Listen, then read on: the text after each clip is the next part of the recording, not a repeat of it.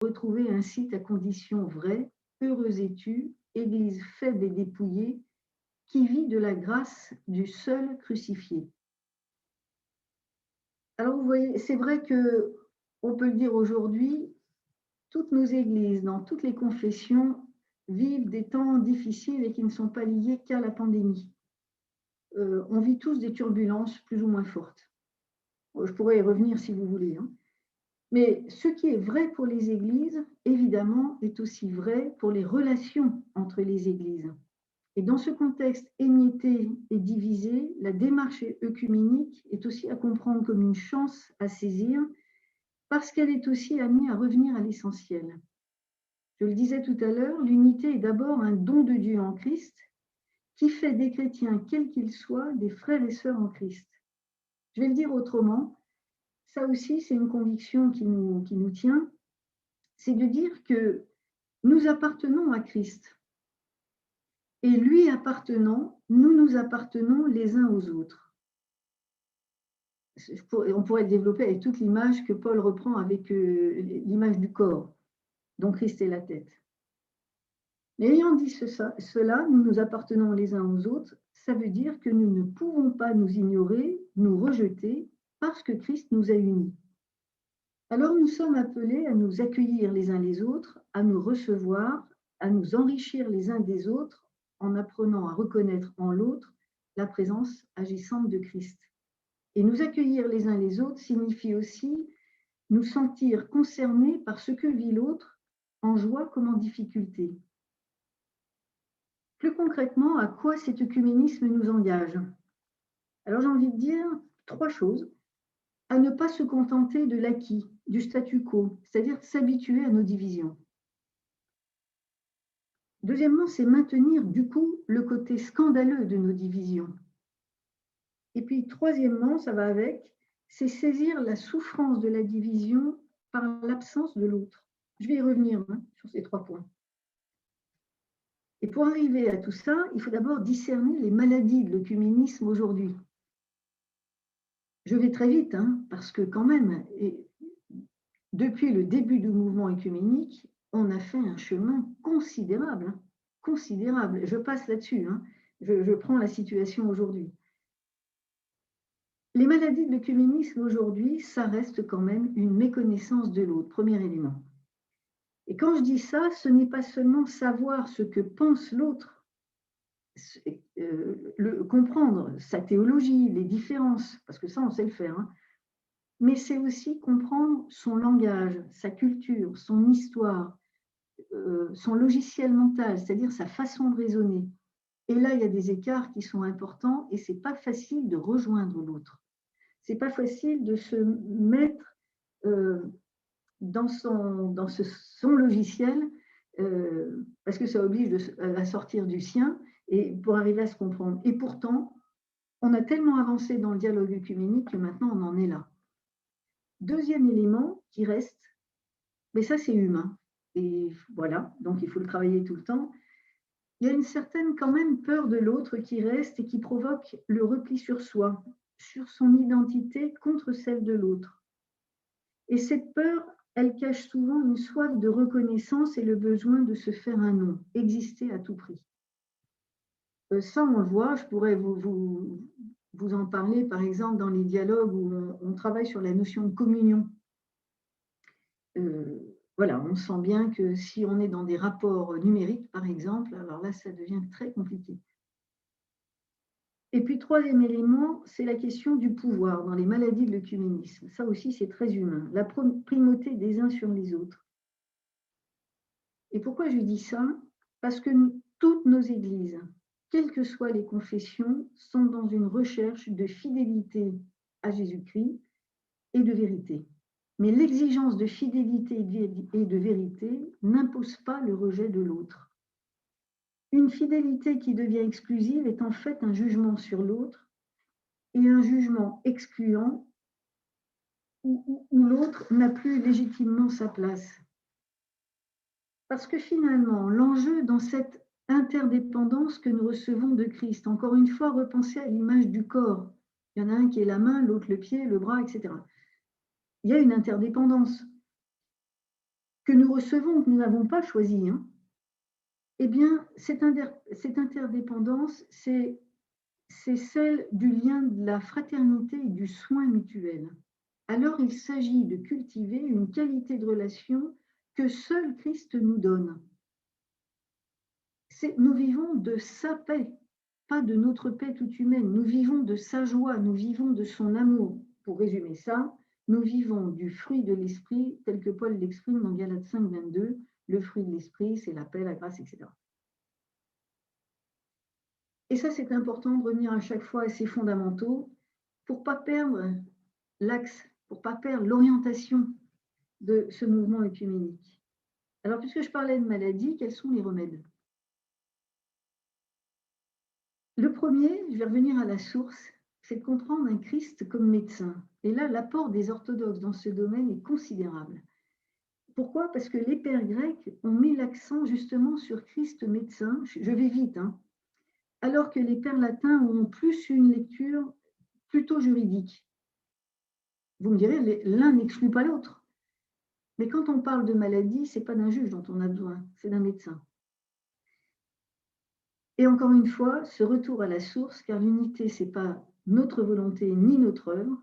L'unité n'est pas notre œuvre, hein, c'est un don, mais c'est celle de Dieu lui-même. Ce qui amène à être en permanence dans une posture de conversion. Et c'est la démarche du groupe des Dombes, ce groupe des Dombes qui existe depuis la sortie de la guerre et qui est en fait un groupe de protestants et catholiques qui se réunissent alors donc depuis des décennies.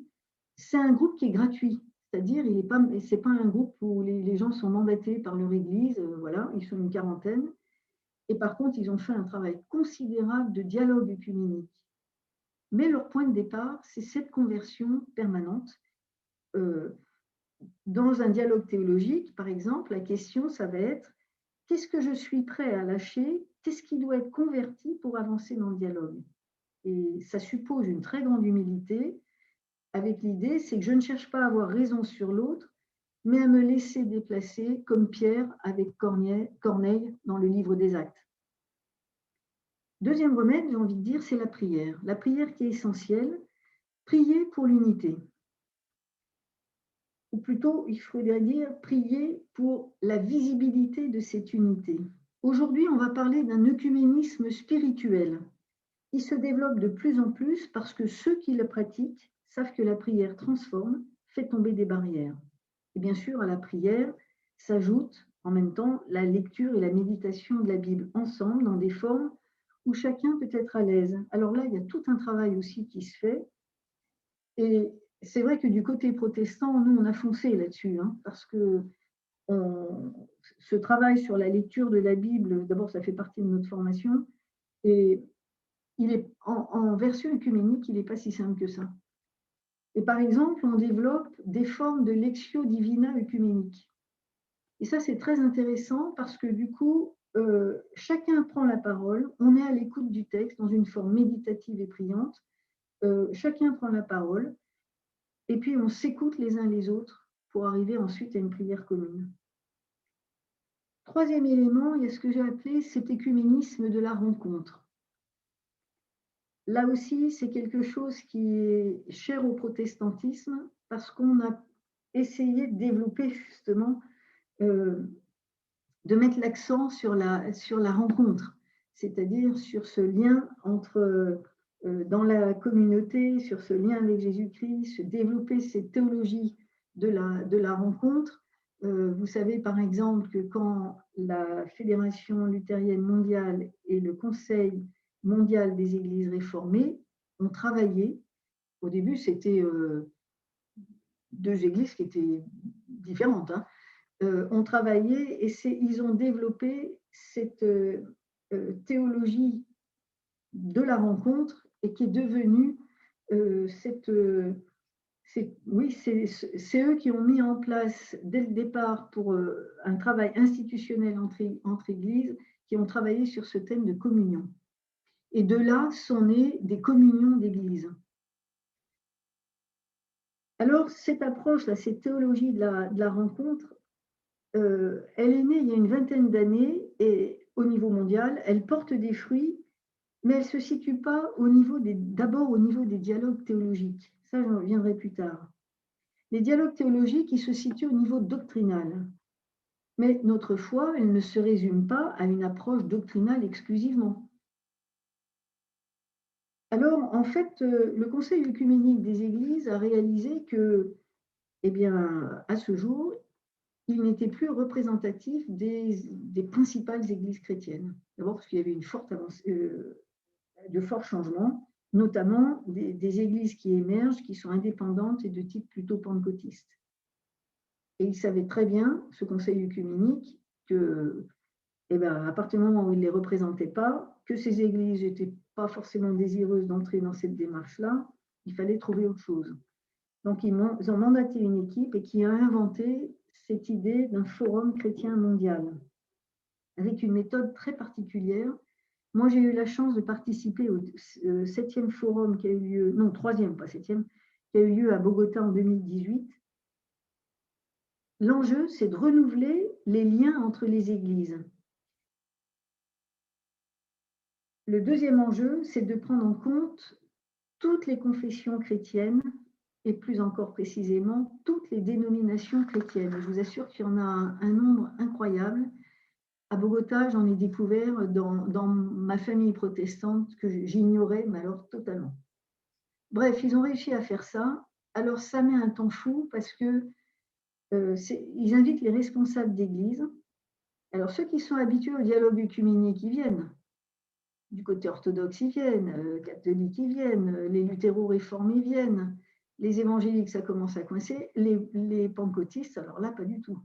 Donc, ils vont les chercher un par un et ils prennent le temps de les convaincre pour leur dire si votre présence est importante. Ils étaient là.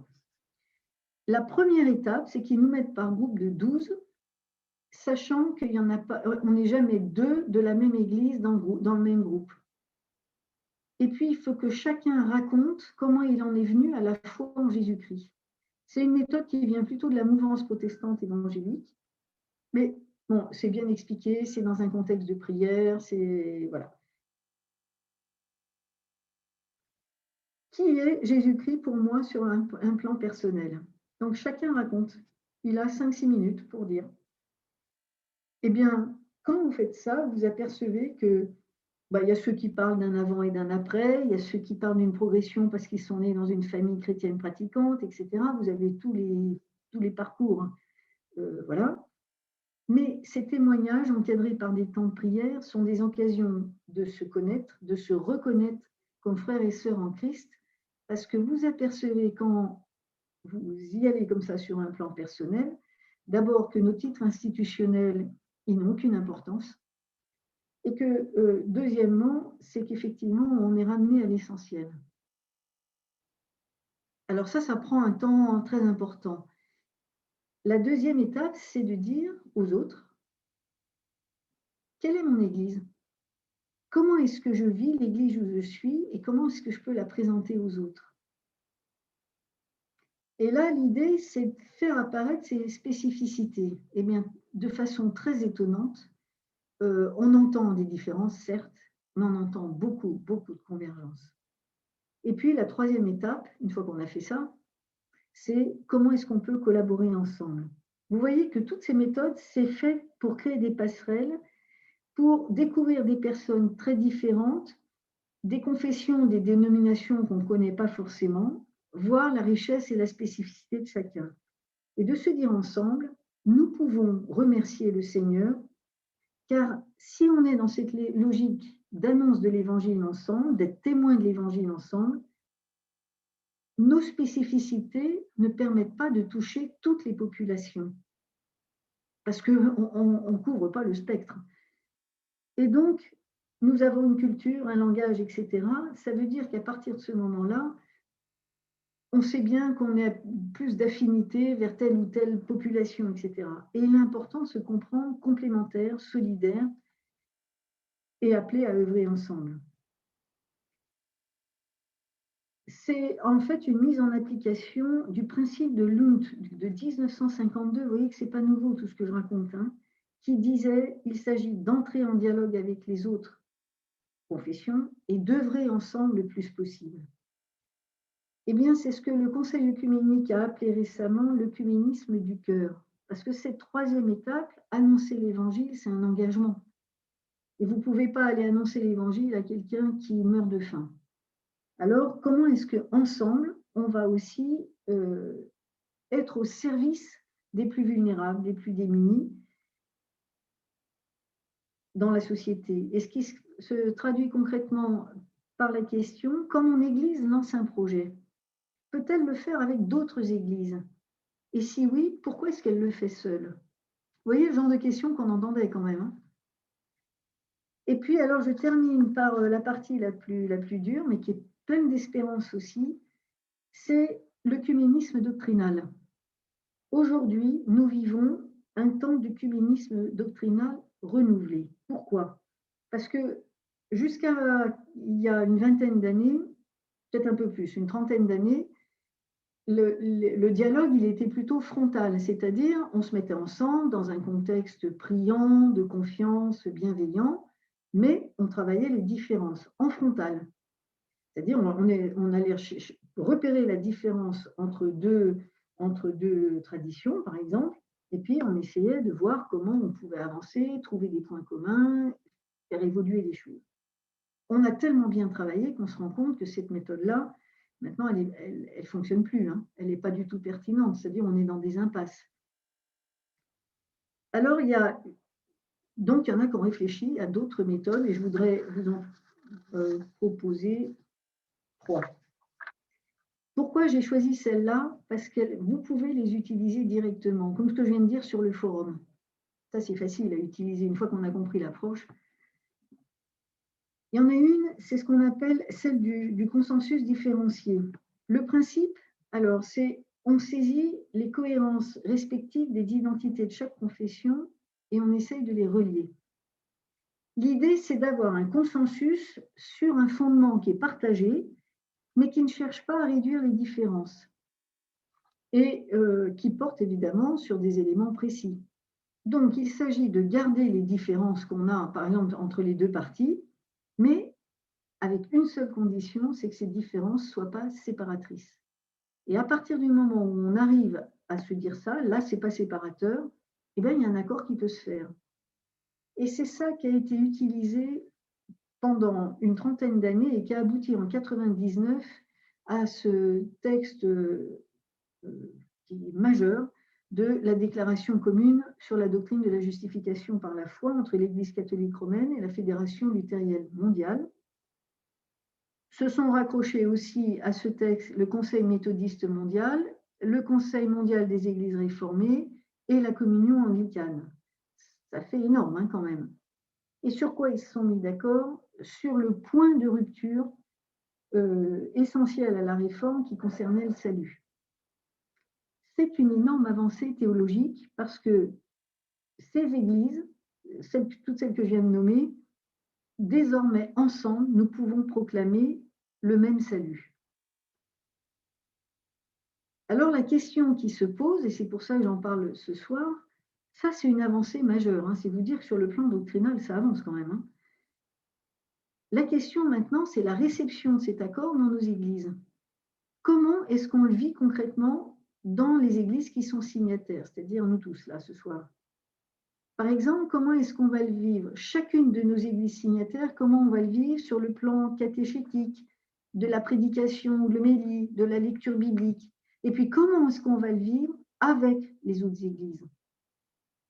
Parce que ce n'est pas rien de dire que nous proclamons le même salut par la seule grâce de Dieu en Jésus-Christ. Dans le texte, il y a des nuances, il y a des différences, mais elles ne sont pas séparatrices. Et du coup, ça doit avoir des implications dans notre vie d'Église, à l'intérieur de chacune de nos églises et dans nos relations entre nos églises. Deuxième méthode, j'accélère un peu, ça va là? C'est bon? Encore 10 minutes, c'est bon? Alors, une méthode là qui m'a impressionnée par ce qu'elle a produit. Cette méthode œcuménique, ils l'ont appelée de guérison des mémoires. Je l'ai entendu, ils m'en ont parlé largement au niveau mondial, sauf que je l'ai vu expérimenter à Orléans. La collègue que tu connais, Christina, Agnès Lefranc, elle a fait faire ça avec l'archevêque d'Orléans. Il est évêque, je crois. Hein. Incroyable. Pourquoi? Parce que à la Réforme, les protestants ont tué un nombre considérable de catholiques. Ça s'est passé dans ce sens-là. Et il y a eu toute une démarche de... Alors, voilà, la méthode, c'est ça.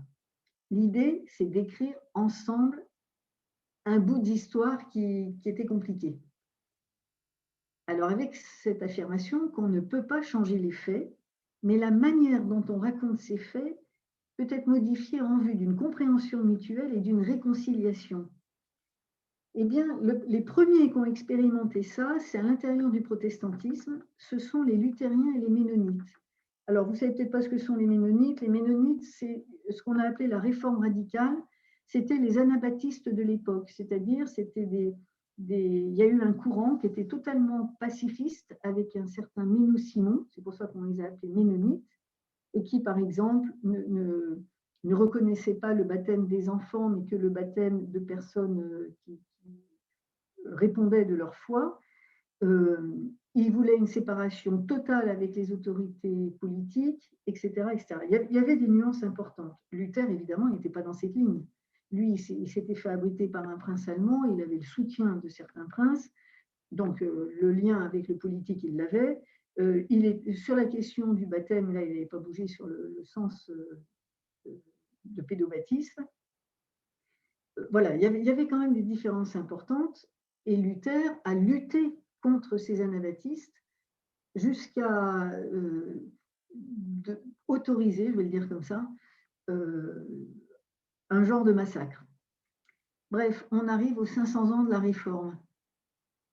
Comment célébrer avec les luthériens et ménonites est un peu gêné pour célébrer ensemble les 500 ans de la Réforme, vu cette histoire. Et ils ont écrit un document ensemble en 2010 qui s'appelle « Guérir les mémoires, se réconcilier en Christ ». Et dans ce document, ils ont réécrit une partie de l'histoire du XVIe siècle qui les concernait, les deux, les églises, entre donc luthériens et ménonites. Et alors, ce qui est assez formidable, donc il y a une histoire, il y a un seul récit. Hein. Alors, il est inutile de vous dire que ça a pris du temps, hein, parce que chaque partie a écrit d'abord son récit, après ils n'étaient pas d'accord, et ça a bougé dans chaque expression. Le temps qu'ils arrivent à un récit commun, ce n'est pas en quelques mois, hein, c'est en quelques années. Hein. Parce que, bon, il fallait... Ça veut dire qu'ils ont levé aussi un certain nombre de malentendus, mais ils ont aussi levé un certain nombre de condamnations. Et ça a conduit à une demande de pardon des luthériens à l'égard des ménonites. Il y a eu un culte de commémoration et de réconciliation, et ça a changé beaucoup de choses, parce que les rapports du coup entre luthériens et ménonites ne sont plus les mêmes, évidemment. Les blessures ont pu être dites et travaillées, les demandes de pardon ont pu être faites, et ces églises peuvent travailler ensemble maintenant sereinement. Et cette démarche, sachez-le, elle se poursuit parce qu'elle est très prometteuse, parce que ça prend du temps, mais du coup, ça fait voir aussi, ça donne d'autres perspectives. Et cette fois, elle est sous forme d'un trialogue entre les ménonites, les luthériens et l'Église catholique. Certains dialogues s'essoufflent un peu, et ça, c'est peut-être un peu la critique que les protestants font, c'est que l'Église catholique a pratiquement tout le temps demandé du dialogue bilatéral. On voit qu'aujourd'hui, le dialogue bilatéral, parce qu'on a super bien travaillé, s'épuise un peu. Donc, nous, côté protestant, on pousse pour avoir du dialogue, en tout cas à 3, au moins à 3. Parce que on voit bien ce que c'est en train de produire avec les ménonites, les luthériens et les catholiques. On voit bien que ça ouvre d'autres façons de raisonner, d'autres pistes de réflexion. Je vous donne juste un exemple. Dans ce dialogue à 3, là, vous savez que, je vous l'ai dit, les ménonites ne baptisent pas les enfants. Donc, c'est un point d'achoppement qui est fort, là, hein, dans le dialogue intra-protestant, mais évidemment avec les catholiques. Ben, l'avancée qu'ils ont faite, eux, c'est de dire, parce que jusque-là, ils ne reconnaissaient pas le baptême d'enfants, forcément. Parce que pour eux, ce n'était pas un rebaptême, c'est qu'il n'y a pas de baptême. Ce n'est pas tout à fait pareil. Hein. Alors là, non seulement il y a dans ce travail de reconnaissance des églises, d'accueil des églises, la reconnaissance d'un baptême, qu'ils ne valident pas, dans le sens qu'ils ne cautionnent pas, mais qu'ils reconnaissent. Et alors l'avancée plus que notable qu'ils ont faite, c'est de dire, quand par exemple il y a un changement d'église, ça arrive régulièrement dans un sens ou dans l'autre, mais par exemple si un luthérien vient dans une église ménonite ou un catholique dans une église ménonite, jusque-là on lui demandait d'être baptisé, hein, à nouveau. Nous on va dire à nouveau, eux ils vont dire d'être baptisés. Eh bien là, ils ont fait cette proposition, on est au niveau mondial, qu'il n'y ait pas de demande de baptême pour cette personne, mais simplement, et c'est énorme pour eux, une profession de foi personnelle. Chez nous, ça correspondrait, alors après l'âge, peu importe là, hein, mais de dire, voilà, quelle est ma foi. Ça, je peux vous garantir que c'est une avancée considérable. Alors, pour l'instant, c'est dans l'air, c'est pas signé, mais c'est bien avancé. Troisième méthode qui est aussi, que je vous signale parce elle est aussi fabuleuse, c'est ce qu'on a appelé l'œcuménisme réceptif. Et j'ai fini avec ça. L'œcuménisme réceptif, c'est un changement d'attitude dans laquelle la question n'est plus que pouvons-nous offrir à l'autre, mais que devons-nous recevoir. Vous voyez que c'est un changement logiciel total, c'est l'inverse. L'œcuménisme réceptif s'appelle comme ça parce qu'il s'agit de devenir réceptif aux autres. Et devenir réceptif aux autres, vous serez d'accord avec moi pour dire que c'est complètement différent que d'essayer de les convaincre de ma façon de voir, parce que ma façon de voir est légitime, et puis souvent on pense qu'elle est supérieure. Et c'est bien de se le dire, ça. Parce qu'évidemment qu'on le croit, sinon ce ne serait pas une conviction. Mais alors, du coup, quand on a des convictions fortes comme ça, où on est persuadé que c'est légitime, que c'est supérieur, sinon on ne le croirait pas, eh bien, plutôt que de se demander que doivent apprendre les autres de ma propre tradition, parce que ça, on l'a fait beaucoup aussi, hein, les questions, c'est quelles sont les faiblesses que j'expérimente dans ma propre communauté? Y a-t-il des dons dans les autres traditions qui pourraient m'aider à surmonter ces faiblesses? Et c'est un théologien, Paul Murray, qui non, il est anglican lui, qui a développé cette approche.